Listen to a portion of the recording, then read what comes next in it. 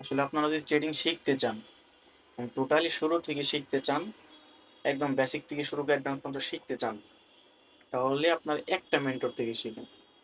একটা মেন্টর, সেটা ইউটিউব থেকে হোক বা বেসিকলি কোনো কোর্স হোক, একটা মেন্টরে ফলো করবেন, জাস্ট একটা মেন্টর।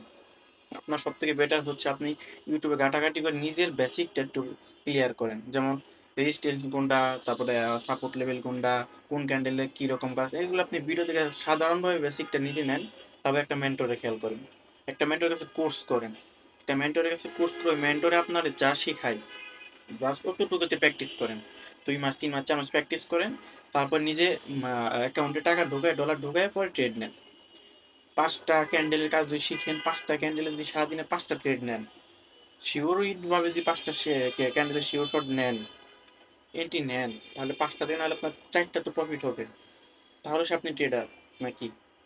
তো একটা মেন্টরে ফলো করেন, যে বেসিকটা ক্লিয়ার করেন, অ্যাডভান্সে আস্তে আস্তে ধীরে ধীরে যান। শেষ, এতটুকুই, আর কিছু না।